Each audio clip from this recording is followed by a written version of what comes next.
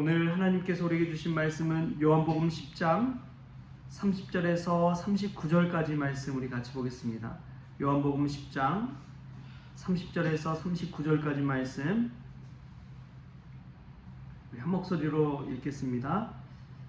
나와 아버지는 하나이니라 하신대 유대인들이 다시 돌을 들어 치려 하거늘 예수께서 대답하시되 내가 아버지로 말미암아 여러 가지 선한 일로 너에게 보였거늘 그 중에 어떤 일로 나를 돌로 치려 하느냐? 유대인들이 대답하되 선한 일로 말미암아 우리가 너를 돌로 치려는 것이 아니라 신성모독으로 인함이니 내가 사람이 되어 자칭 하나님이라 함이로라. 예수께서 이르시되 너희 율법에 기록된 바 내가 너희를 신이라 하였노라 하지 아니하였느냐? 성경은 패하지 못하나니 하나님의 말씀을 받은 사람들을 신이라 하셨거든. 하물며 아버지께서 거룩하게 하사 세상에 보내신 자가 나는 하나님의 아들이라는 것으로 너희가 어찌 신성모독이라 하느냐? 만일 내가 내 아버지의 일을 행하지 아니하거든 나를 믿지 말려니와 내가 행하거든 나를 믿지 아니할지라도 그 일은 믿으라. 그러면 너희가 아버지께서 내 안에 계시고 내가 아버지 안에 있음을 깨달아 알리라 하시니 그들이 다시 예수를 잡고자 하였으나 그 손에서 벗어나 나가시니라. 아멘. 할렐루야. 말씀 가운데 귀한 은혜가 저와 여러분의 있기를 소망합니다. 정말 하나님께서는 사람을 얼마나 신묘막측하게 창조하셨는지요. 아버지와 아들을 볼 때 얼마나 닮은 모습이 있는지 모릅니다. 그 모습을 보고 깜짝깜짝 놀라기도 하죠. 또 길 가다 보면 누가 봐도 모녀구나 생각되는 이들이 있잖아요. 그 모습을 보면서 참 신기하다 하는 생각이 듭니다.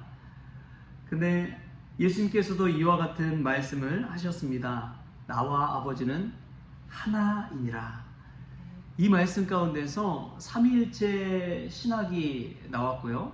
삼위일체 하나님에 대한 고백이 나왔습니다. 하나님과 아들된 예수 그리스도가 하나라고 이야기했기 때문에 그렇습니다. 어떻게 천지를 창조하신 그 하나님과 또 이 땅에 인간으로 오신 예수님이 하나가 될 수 있을까? 여러분, 이 말을 이해한다는 것은 쉬운 일은 아닙니다. 죽을 수밖에 없는 인간이 어떻게 신이 될 수 있느냐? 이것을 이야기할 때 유대인들이 이것은 신성모독이고 도저히 받아들일 수 없는 말씀이다 생각해서 돌로 치려고 했습니다. 그런데도 그들의 마음에는 한편으로 인정하는 것이 있었습니다. 그게 무엇이냐면 예수님께서 하신 선한 일들 때문에 그렇습니다. 도저히 이 신이 아니고는 하나님이 아니고는 이 일을 행할 수 없는데 이를 어떻게 행했을까라는 그 의아심과 의문이 함께 있는 것이죠. 예수님이 하신 말씀은 받아들일 수 없지만 예수님이 하신 일을 보면은 정말 하나님이시구나, 그리스도시구나, 이것을 받아들일 수밖에 없는 그 상황 가운데 놓여 있는 것입니다. 그러나 그들이 유대인들이 어릴 적부터 믿어온 율법, 그 율법에 얽매여서 보면은 예수님은 신성모독한 것이지요. 그런데 이러한 우상숭배와 같은 때로는 신성모독과 같은 일들이 중세시대에는 너무나 만연하게 자행되어 왔습니다. 성인숭배가 그러한 일들이고 성상숭배가 그와 같은 일입니다. 유럽에 한번 여행을 가보십시오. 곳곳에 얼마나 많은 그러한 성인들을 이 상으로 만들어가지고 돌조각으로 돌상으로 만들어서 곳곳에 세워놨는지 모릅니다.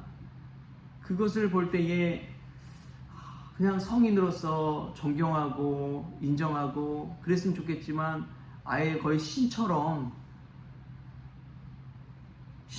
그냥 고백하는 그런 경향이 얼마나 짙었는지 몰라요. 그래서 일어난 것이 종교개혁이기도 합니다. 그래서 교회 안에 있는 많은 성인들 관련 조각상들을 다 철거해 버렸습니다. 다 철거해 버렸어요. 예수님의 제자들에 대한 그런 조각상도 철거해 버렸습니다. 베드로 대성당에 가면 베드로 상이 있잖아요. 그 발을 막 만지고 기도하고 천주 교인들이 그런 모습을 보십시오. 아직까지 그러한 문화가 그대로 내려온 것이죠. 그러나 종교개혁을 통해서 개신교에 오면서 그러한 문화를 완전히 타파해버리고자 했습니다. 그래서 종교개혁자 존 칼빈이 유언처럼 남긴 게 무엇이냐? 자신이 죽을 때 절대 묘비를 쓰지 말라. 자신이 죽을 때 절대 묘비를 쓰지 말라라고 한 유언을 남겼습니다. 그러나 그 유언은 지켜지지 않았죠. 제네바 시의회에서 이 칼빈의 묘비를 만들고 거기다 존 칼빈이라고 쓰지 않고 그나마 유언을 조금 이렇게 지키고자 JC 해가지고 이 약자만 표기해 놨다고 합니다. 자신이 남겨지는 것보다 하나님의 말씀이 더 남겨지는 것이 귀히 여겼기 때문에 그렇습니다. 여러분, 하나님 아버지를 믿는다는 것, 그것은 무엇일까요? 예수님은 자신만이 하나님의 아들이라고 이야기하진 않았습니다. 하나님의 아들이 되는 조건이 무엇이냐? 우리 말씀 한번 앞으로 찾아보겠습니다. 요한복음 1장 12절 말씀. 요한복음 1장 12절 말씀 우리 같이 한번 읽겠습니다. 시작. 영접하는 자 곧 그 이름을 믿는 자들에게는 하나님의 자녀가 되는 권세를 주셨으니. 아멘. 영접하는 자 곧 그 이름을 믿는 자들에게는 하나님의 자녀가 되는 권세를 주셨습니다. 하나님의 말씀을 내 안에 영접하고 살아갈 때 우리는 하나님의 자녀가 되는 권세를 누릴 수가 있는 것이죠. 말씀이 우리 안에 있으면, 말씀 대신 예수 그리스도가 우리 안에 있으면 우리는 하나님의 자녀가 되는 줄 믿습니다. 하나님의 사람이 되는 줄 믿습니다. 그때 하나님의 권세가 우리의 삶 가운데 나타나는 것이고 하나님의 말씀의 능력이 나타나는 것입니다. 우리가 사는 것이 아니라 우리의 하나님의 말씀이 우리의 삶을 인도해 가기 때문에 그렇습니다.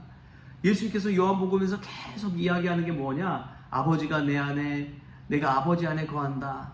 이러한 이야기를 계속 하고 있어요. 내가 하는 것이 아니라 내 안에 있는 아버지께 사신 것이다. 이러한 이야기들을 계속하고 있습니다. 이 말인 즉슨 우리가 하나님의 자녀된 삶을 사는 것은 내 안에 하나님을 모시고 사는 것이고 내 안에 말씀 대신 예수 그리스도를 모시고 사는 것인 줄 믿습니다. 그것은 결정적으로 내가 사는 것이 아니요 예수 그리스도께서 사시는 것이지요. 그래서 주님의 능력이 나타나는 것이고 말씀의 능력이 나타나는 것입니다. 오늘도 기도하면서 우리가 해야 할 것은 내 안에 예수 그리스도 대신 말씀을 모시는 것인 줄 믿습니다. 사람이 어떠한 편견과 선입견을 가지고 있을 때 그것을 절대 받아들이지 못해요.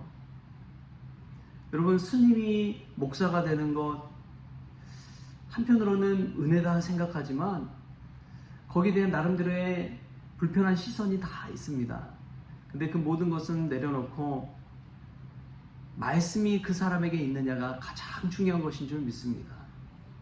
말씀이 내 안에 있는지, 그 말씀이 나에게 얼마나 영향력을 끼치고 있는지, 말씀이 주도해가는 삶을 살고 있는지, 그것이 우리의 신앙생활 가운데 가장 귀한 것입니다.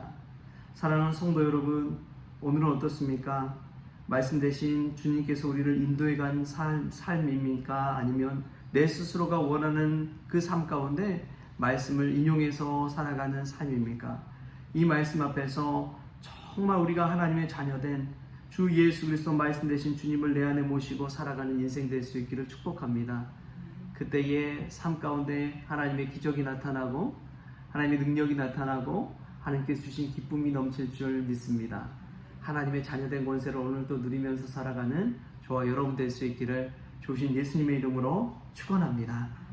기도하겠습니다. 좋으신 하나님 감사합니다. 오늘도 우리 가운데 말씀으로 오셔서 삼위일체 하나님에 대한 신앙을 고백하게 하시고 우리가 하나님의 자녀로 하나님의 사람으로 살게 하시니 참으로 감사를 드립니다. 그때 그 어떠한 위험과 위기도 넘어설 수 있도록 주여 도와주시고 어떠한 고난과 핍박이 닥칠지라도 주의 말씀 지키며 살아갈 때 말씀의 사람으로서 거듭날 수 있도록 주님 주장하여 주옵소서. 5월 가정의 달입니다. 자녀들을 통해서 나의 모습을 발견하게 하듯이 우리도 하나님의 말씀 붙들고 살아갈 때 하나님이 우리 안에 오시는 귀한 은혜를 체험하게 하여 주옵소서. 그러한 하나님의 가정, 하나님의 자녀된 삶을 살게 하여 주옵소서. 모든 것 주님께 의탁하오며 거룩하신 예수님의 이름으로 기도합니다. 아멘. 우리 주님이 가르쳐주신 기도로 오늘 새벽 기도를 마치겠습니다. 하늘에 계신 우리 아버지여, 이름이 거룩히 여김을 받으시오며 나라가 임하시오며 뜻이 하늘에서 이루어진 것 같이 땅에서도 이루어지이다. 오늘 우리에게 일용할 양식을 주시옵고 우리가 우리에게 죄진 자를 사하여 준 것 같이 우리 죄를 사하여 주시옵고 우리를 시험에 들게 하지 마시옵고 다만 악에서 구하시옵소서. 나라와 권세와 영광이 아버지께 영원히 있사옵나이다. 아멘.